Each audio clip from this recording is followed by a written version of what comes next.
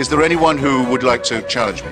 Well, what an incredibly stupid question. You give me the awful impression, I hate to have to say it, of someone who hasn't read any of the arguments against your position ever. The empty life of this ugly little charlatan proves only one thing, that you can get away with the most extraordinary offences to morality and to truth in this country if you'll just get yourself called reverend. Are you asking me or telling me? I'm asking you a question. Well, why don't you listen to what I've got to say then? You're saying that they're ridiculous people. I've had to be sitting in this chair for half an hour listening to you being a megaphone for frauds, and I'm giving you my response. People like that should be out in the street shouting and hollering with a cardboard sign and selling pencils from a cup. Guys, stop. God bless us all. Just stop and let's have a meaningful conversation. Well, don't invite instead me on of and people talking on top of each other. Don't invite me on and tell me to keep quiet. Your audience, which will clap apparently anything, is frivolous. No, I'm just saying. That's what I said. You took up all the time for my answer with your long, well, unlettered question. Oh.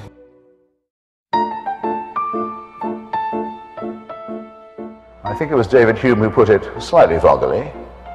This was again about the virgin birth, I think. Which is more likely, that the whole natural order is suspended, or that a Jewish minx should tell a lie? There has to be an answer to this kind of question.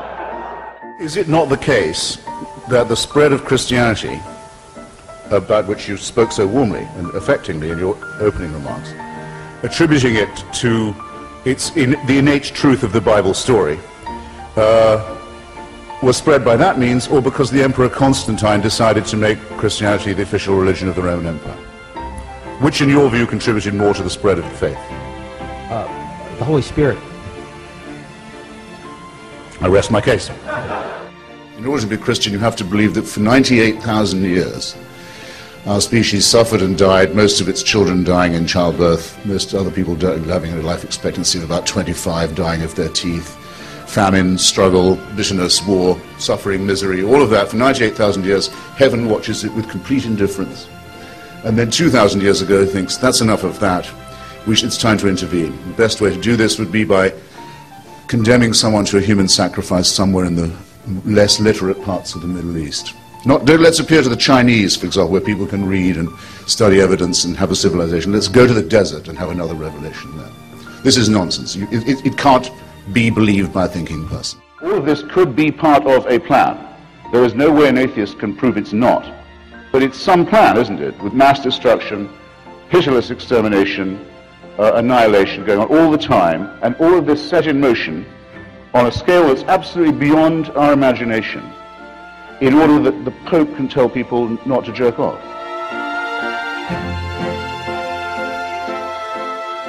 It is a horrible idea that there is somebody who owns us, who makes us, who supervises us, waking and sleeping, who knows our thoughts, who can convict us of thought crime,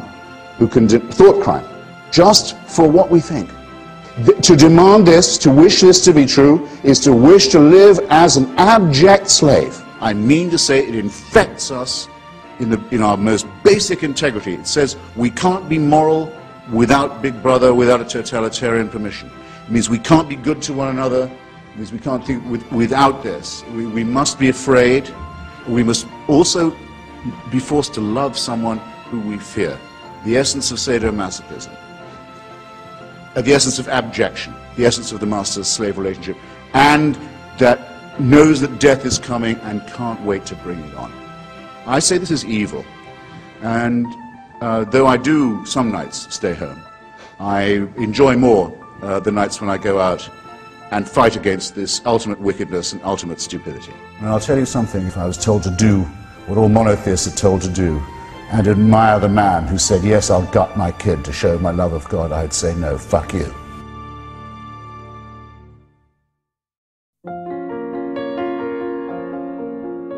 One of the things I live for is to return a stout and joyful non-serviam to this dictator, who I'm pleased to find doesn't really exist, but is instead a creation of those who want to install a theocracy in the real life where I can participate, and I'm not going to give them an inch. The second thing I live for is if not exactly passing on my genes, taking part in activities that might allow those genes to be passed on.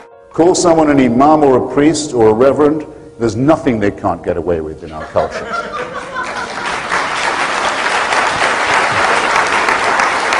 If I could change one thing, it would be that. The second would be when someone gets up and says, I'm a person of faith, that they don't get respect for it. They think that's a respect-producing statement. I am a person of faith. You know, I'm a person who will believe practically anything on no evidence at all. I think what I mainly live for is contemplating the misfortunes of other people. Well, that leads me to a very... That and vindication, being proved repeatedly and over again right when other people were wrong. That does a lot for me.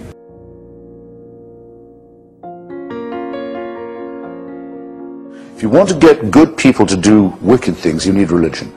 I do not think that any person looking at a newborn baby would think, how wonderful, what a gift, but now just let's start sawing away at its genitalia with a sharp stone. Who would give them that idea if not the godly?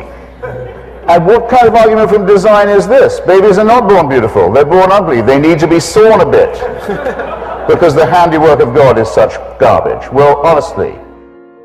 Tertullian, one of the church fathers, said that one of the great things about being in heaven was you'd be able to watch the writhings and the tortures of those who'd been sent to hell. We see why hell is unpleasant. Why is heaven such fun? It seems to be rather dutiful. Endless praise, endless worship, endless subjection, endless tedium. You think that the Lord himself, after the first 5 billion years, would have had enough of the songs of praise. No, it's got to go on forever.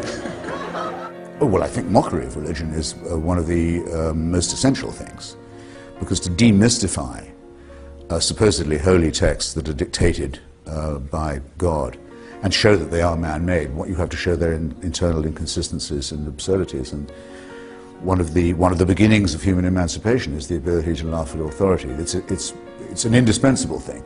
People can call it blasphemy if they like, but if they call it that, they have to assume that there's something to be blasphemed, some divine word. Well, I don't accept the premise. I dare say you know what the Buddhist says to the hot dog vendor.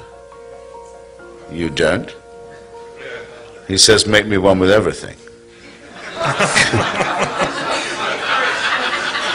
Yeah, well, that's only part one, because the Buddhist then hands over a $50 bill and waits while he munches, and nothing happens. And he says to the hot dog vendor, okay, what about my change? And the hot dog vendor says, change comes only from within. I myself have never heard anything more profound than that.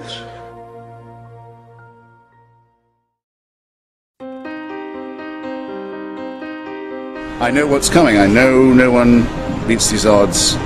And it's a matter of getting used to that and growing up and realizing that you're expelled from your mother's uterus as if shot from a cannon towards a barn door studded with old nail files and rusty hooks.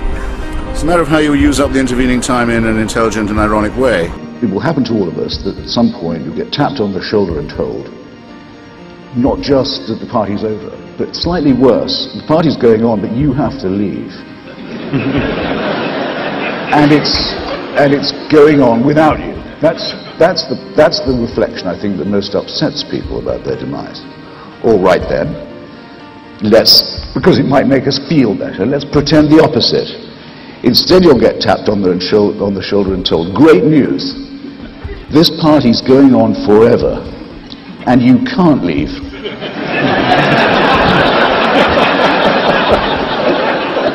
You've got to stay. The boss says so, and he also insists that you have a good time. To me, the offer of certainty, the offer of complete security, the offer of an impermeable faith that can't give way, is an offer of something not worth having. And I'd urge you to look at those of you who tell you, those people who tell you at your age that you're dead till you believe as they do. What a terrible thing to be telling to children. And that you can only live, and that you can only live by accepting an absolute authority. Don't think of that as a gift. Think of it as a poisoned chalice. Push it aside, however tempting it is. Take the risk of thinking for yourself. Much more happiness, truth, beauty, and wisdom will come to you that way. Thank you. How much longer are you going to do this? Till I drop.